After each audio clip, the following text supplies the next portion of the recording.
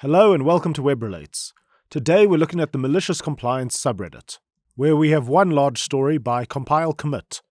How one manager's layoff decision led to a $200,000 mistake and an unintended comeback. Backstory.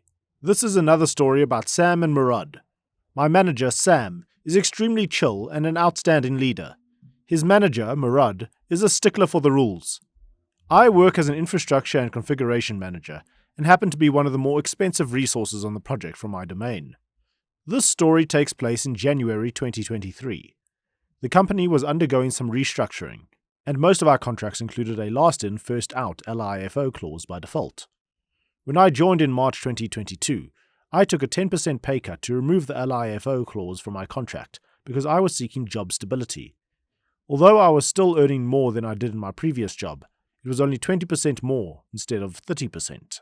Story. As the infrastructure manager, I am responsible for maintaining all the product licenses the project uses. One of these product licenses requires a digital signature to function. Typically, such tasks require the use of service accounts, which are owned by users. When someone leaves the organization, their service accounts are automatically transferred to their manager. Unfortunately, service accounts cannot have digital signatures, so I had to use mine in this case. The product activation process involves using the corresponding digital signature certification, DSC. Since I already had a DSC for tax purposes, I decided to reuse it instead of obtaining a separate one. In India, DSCs are encrypted and require a one-time password, OTP, from my mobile number every time they are used. This mobile number must be associated with my national ID, Aadhaar, as that's how most encryption services work in India. Sam was on vacation, his first in 5 years. Apart from taking a one-day leave in 2018 when he moved from India to Europe, he had never even taken a sick day. He recently got married, and for his honeymoon, he took a 2-month vacation to travel all over Europe with his new wife. In his absence, Murad was overseeing the project. Management asked Murad to cut 15% of his workforce. If you've read my previous posts, you would know that Murad was not pleased with me. So the inevitable happened. I was called into a meeting with Murad and HR. Murad asked me to voluntarily resign, or else I would be let go. This is a tactic companies in India often use, as getting fired is considered a much bigger deal than simply losing a job. It's a cultural thing, I suppose. Being fired carries a stigma that most people want to avoid. HR usually tries to persuade people to resign voluntarily so that it doesn't become public knowledge that they were fired. This tactic often works well, as resigning saves the company from having to pay 3-month salary, which they would owe if they were to lay off an employee. However, I knew better, so I refused his request. Murad was quite taken aback by this. Since I had called his bluff, he had to double down to show he meant business. By the end of the day, I received my termination email, with instructions on how to return company property I had. Here's the malicious compliance. I replied to the email, asking to schedule the return of the laptop promptly, as I needed to leave the city for a few days. Fake excuse. My objective was to have them pick up my laptop from my place and format it as soon as possible. This will be important later. By the end of the week, my laptop was picked up. I had already backed up a copy of my DSC, so there were no issues on my end. Fast forward to mid-February, and there was an issue with the product. A support ticket was raised, and the support team wanted to upgrade to the next version, as this was a known bug that had been resolved in the next version.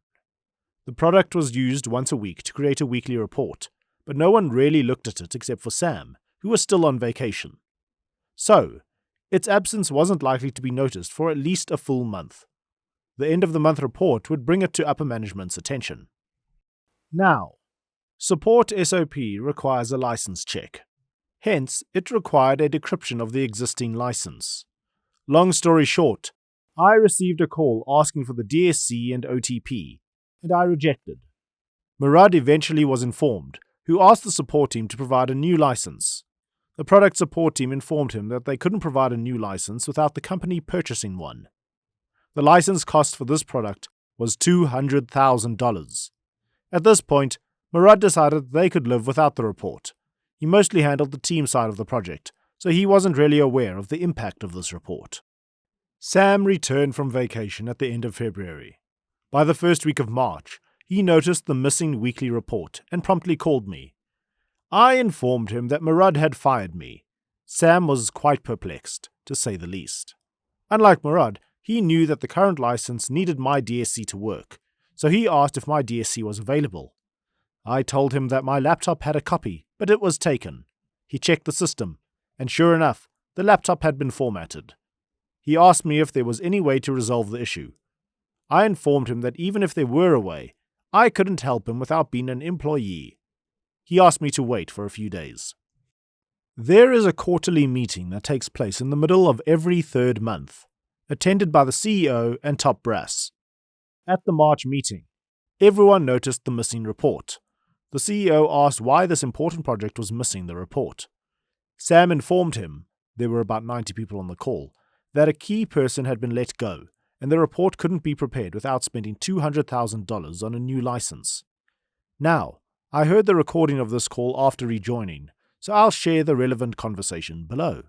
CEO said, "Is this related to the layoff?" Sam says, "Yes." "Why wasn't this person's work backed up? Why was he on the LIFO list if he was so key?" "He wasn't on the LIFO list." Murad jumps in. "He joined less than a year ago. He must be on that list." CEO said, "Let's discuss this offline after the call." I don't know what transpired in the offline meeting, but 2 days later, I received a call from the head of HR offering me my job back. I asked for the following. 1. A 100% raise and promotion to the next level. 2. Out of LIFO, obviously. 3. Permanent work from home mentioned in the contract. 4. I keep the termination payout. 5. Since it will be counted as a new job in my profile, a joining bonus, 20% of annual salary. I joined back at the 3rd week of March. I received a brand new laptop within 30 minutes of joining, hand-delivered at my home by someone from IT in my city. It took me 10 minutes to decrypt the license using my backed-up DSC, 30 minutes to upgrade the product to the next version. By end of lunch, CEO had the report in hand. My new, promoted role offers a 60% increase in my medical insurance amount, a take-home company car, option to purchase company stock, and lots of other upgrades. I personally thank Murad on my first week for the promotion, and recognition by CEO in a team-wide call, the same 90 people, minus the top brass and CEO. Edit. OMG, this blew up. I have been reading all comments and answering as best I could. We'll clarify a few things below. We'll keep adding to it as more questions pile on. 1. It is not at all common or accepted to use a personal DSC for such an important company asset. The product company was undergoing migration of their encryption scheme and was temporarily using the government-certified encryption scheme. Once their migration was completed, we were supposed to obtain a new updated license that had the new encryption for free. I was meaning to do that, but with my workload, simply didn't find the time. Basically, since it was working fine, it wasn't a priority. 2. The company didn't rehire me with that seemingly enormous payout for the license dependency. Yes, that was a dependency, but had I been a crappy worker worthy of getting fired, they would have paid the $200,000 instead. Sam wanted me back, hence I was hired back. I have a lot of proprietary knowledge and overall a great resource. 3. Murad is the brother of the wife of a senior board member. I still work with him in the project, so does Sam. It's one of those cons of life that you accept and move on. He is pissed with anyone who isn't licking his boots. Over time, I have done a lot for the project, and he now understands how valuable a resource I am. He has stopped trying to kick me out. Wow, gee, good on him. A 100% raise increase seems insane. Okay, everyone, that's it for today. Thank you very, very much for watching. If you enjoyed, please like, comment, and subscribe.